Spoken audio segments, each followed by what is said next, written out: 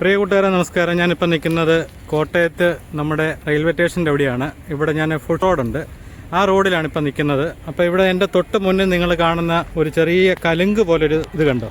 അപ്പോൾ ഈ കലുങ്കിൻ്റെ അകത്തുനിന്ന് ഇന്നലെ ഒരാൾ ഇവിടുന്ന് താഴെ വീണ്. അത് നമ്മുടെ മറ്റാരുമല്ല, പുതുപ്പള്ളി വെട്ടത്തുപോല തറയപ്പാടത്തിന് തൊട്ട് സമീപം താമസിക്കുന്ന മുളവനാപ്പറമ്പിൽ ഗോവിന്ദൻകുട്ടി എന്ന് പറയുന്ന ഓമനക്കുട്ടൻ എന്നാണ് അദ്ദേഹത്തെ എല്ലാവരും അറിയപ്പെടുന്നത്. അദ്ദേഹം ലോട്ടറി കച്ചവടമൊക്കെ ആയിരുന്നു. അപ്പോൾ ഇന്നലെ അദ്ദേഹം ഒരു കല്യാണാവശ്യത്തിന് പോയതാണ്. പോയിട്ട് വന്നിട്ട് ഇതിലെ വന്ന് ഇവിടുന്ന് ക്രോസ് ചെയ്ത് നമ്മുടെ ബസ് സ്റ്റാൻഡിലേക്ക് പോയ വഴിക്ക് ഈ പാലത്തേക്കൂടെ കയറി പോയപ്പോൾ ഇപ്പുറം ഒന്ന് ക്രോസ് ചെയ്തപ്പോൾ അദ്ദേഹം കാല് വഴുതി ഇതിൻ്റെ അകത്ത് വീണു. നിങ്ങൾക്ക് കാണാൻ തരും ഇതുപോലൊരു വലിയ ഇത് ഒരു തോട്, ഇതിൻ്റെ അടിയിൽ കൂടെ നമ്മുടെ ഈ ഇവിടുത്തെ മാലിന്യജലം മുഴുവൻ ഒഴുകുന്ന ഒരു ഇതാണ്, ചെറിയ തോടാണ്. ഇതിൻ്റെ അകത്തായിട്ടാണ് വീണത്. അപ്പോൾ ഇവിടെ ഒരുപാട് അന്നേരം ഇവിടുത്തെ ആരാണ്ട് ഒച്ചയൊക്കെ കേട്ടോണ്ട് ഒരുപാട് പേര് ഓടി വന്ന്, ഹിന്ദിക്കാരൊക്കെ ഉണ്ട്, അവരെല്ലാം ഓടി വന്ന് അവരൊക്കെയാണ് ഇറങ്ങി അദ്ദേഹത്തെ എടുത്തിട്ട് 108 ആംബുലൻസ് വിളിച്ചു. ആംബുലൻസിലാണ് അദ്ദേഹത്തെ കോട്ടയം മെഡിക്കൽ കോളേജിൽ കൊണ്ടുപോകുന്നത്. അപ്പോൾ ഇന്ന് അദ്ദേഹത്തിൻ്റെ അവസ്ഥ ശകലം പരിതാപകരമാണ്. കാരണം നടുവിനൊരു നല്ല പരിക്കുണ്ട്. അതുപോലെ തല ഇന്നലെ തന്നെ കൊണ്ടുവന്നപ്പോഴത്തേന് തല ഇവിടെ അടിക്കുകയാണ് ചെയ്തിട്ട് അത് CT സ്കാനൊക്കെ ചെയ്തു. അത് കഴിഞ്ഞിട്ട് അതുകൂടാതെ ഇനി ഒന്നും കൂടെ സ്കാൻ ചെയ്യണമെന്ന് പറഞ്ഞ്. അപ്പം നടുവിൻ്റെ പ്രശ്നം ശകലം ഗുരുതരമാണ്. അപ്പോൾ അദ്ദേഹം കോട്ടയം മെഡിക്കൽ കോളേജിലാണ്. അപ്പോൾ നമുക്ക് ഇവിടുത്തെ കാഴ്ചകളൊന്ന് കാണാം. ഓമനക്കുട്ടൻ കല്യാണാവശ്യത്തിന് പോയിട്ട് വന്നിട്ട് നാഗമ്പടം പാലത്തിൻ്റെ അവിടെയാണ് ബസ് ഇറങ്ങിയത്. അവിടുന്ന് നമ്മുടെ നാഗമ്പടം ബസ് സ്റ്റാൻഡിലേക്ക് പോകാൻ വേണ്ടി എല്ലാവരും ആശ്രയിക്കുന്ന ഒരു വഴിയാണ്, ഇതൊരു എളുപ്പ വഴിയാണ്. അപ്പം ഇതിൽ ഈ പാലത്തിൻ്റെ പാലം ഇവിടെ കടന്ന് കിട്ടിക്കഴിഞ്ഞാൽ അപ്പുറത്തോട്ട് നമുക്ക് പോകും. പക്ഷേ ഇതിൻ്റെ അടിയിൽ കൂടെ ഒരു തോടുണ്ട്, അത് അങ്ങനെ ആർക്കും അറിയത്തില്ല, നല്ല ആഴമുള്ളതാണ്. അപ്പോൾ അദ്ദേഹം അവിടുന്ന് കാൽ വഴി ഇതിൻ്റെ അകത്തോട്ടാണ് വീണത്.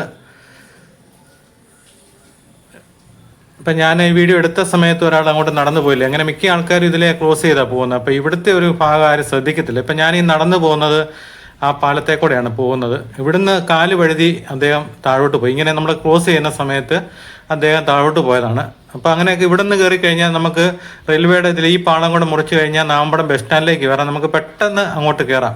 അതിനാണ് എല്ലാവരും ഈ എളുപ്പവഴി ഇതിൽ ഒരുപാട് ആൾക്കാരാണ് ട്രെയിൻ വരുന്ന സമയവും ട്രെയിൻ പോകുന്ന സമയത്തും എല്ലാം ഇതിൽ നടന്നു പൊയ്ക്കൊണ്ടിരിക്കുന്നത്.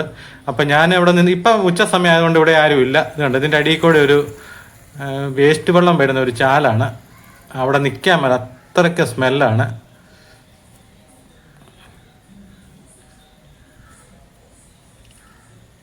അവിടെ എന്തെങ്കിലും ഒരു സംവിധാനം റെയിൽവേ ചെയ്തില്ലെങ്കിൽ മുന്നോട്ട് ഇനിയും ഇതുപോലെ അപകടങ്ങളുണ്ടാകും. അവിടെ നിന്ന് കാല് തെറ്റിയാൽ മതി. ഇവിടെ നിന്ന് വന്നിട്ട് എല്ലാവർക്കും എളുപ്പമാണ്. ഇന്നത്തെ മലയാള മനോരമ പത്രത്തിൽ വലിയ വാർത്തയുണ്ടായിരുന്നു. പക്ഷേ അപകടത്തിൽ പെട്ട ആളാരാന്നുള്ളതിനെ പറ്റി അവർ യാതൊരു സൂചനയും കൊടുത്തില്ല. കാരണം മറ്റുള്ള എല്ലാ വാർത്തകളിലും അവർ വ്യക്തമായിട്ട് ആൾക്കാരുടെ അഡ്രസ്സ് കാര്യങ്ങളൊക്കെ കണ്ടുപിടിച്ച് എഴുതുന്നതാണ്. പക്ഷേ ഇതൊരു അന്യസംസ്ഥാനക്കാരൻ വീണിന് ഒരു പരിഗണന പോലും മലയാള മനോരമ കൊടുത്തില്ലെന്നുള്ളതൊരു, കാരണം അങ്ങനെ ഒരു വാർത്ത കൊടുക്കുകയായിരുന്നെങ്കിൽ എല്ലാവരും ശ്രദ്ധയപ്പെട്ടേനെ. അത് തന്നെയല്ല, അദ്ദേഹത്തിനൊരു ഇനിയിപ്പോൾ ഇൻഷുറൻസിൻ്റെയോ അല്ലെങ്കിൽ എന്തെങ്കിലും ഒരു കേസ് സംബന്ധമായിട്ടോ എന്തെങ്കിലും ഒരു ആവശ്യം വന്നാൽ ഈ ഒരു വാർത്ത ഒരുപാട് ഗുണം ചെയ്തേനെ. അവരൊരു പേര് പോലും അവർ പരാമർശിച്ചില്ല. അതുപോലെ ഞാനും രാവിലെ പത്രം വായിച്ചാണ്. അപ്പം ഇതുപോലെ കണ്ടു കഴിഞ്ഞിട്ട് എനിക്ക് പെട്ടെന്ന് പിടുത്തം കിട്ടിയില്ല. അന്നേരമാണ് എനിക്ക് ഫോൺ വന്നത്. അതുകൊണ്ടാണ് എനിക്ക് വ്യക്തമായിട്ട് അറിയാൻ പറ്റുക. ഞാൻ അന്നേരം അവരുടെ വീട്ടിൽ ചെല്ലുകയും ചെയ്തു. ഇതാണ് മലയാള മനോരമ കൊടുത്ത പത്രവാർത്ത, ഒന്ന് കണ്ടു നോക്കിയേ. ഇതിലെഴുതിയിരിക്കുന്നത് Kottayam Nagampadam railway good shed റോഡിന് സമീപം 3 നാൾ താഴ്ച കലിങ്ങിൻ്റെ ഇടയിലൂടെ ഒരു യാത്രക്കാരൻ അടിയിലേക്ക് വീണു. അതുമാത്രമല്ല, അപകടത്തിൽപ്പെട്ടയാളെ പിന്നീട് ആശുപത്രിയിലേക്ക് എത്തിച്ചു. ഇതല്ലാതെ വേറെ ആളുടെ ഡീറ്റെയിലോ കാര്യങ്ങളോ ഒന്നും അവർ കൊടുത്തില്ല. പോലീസുകാർ വന്നിട്ടുണ്ട്. അതുപോലെ അവിടെ നാട്ടുകാർ അന്നേരം ഫയർഫോഴ്സിനെ വിളിച്ചായിരുന്നു, അവരും വന്നായിരുന്നു. എന്നിട്ടും ഇത് ആരാ വീണെന്നുള്ള വാർത്തയൊന്നും നമ്മുടെ പുതുപ്പള്ളി നിവാസികൾ ആരും അറിഞ്ഞില്ല.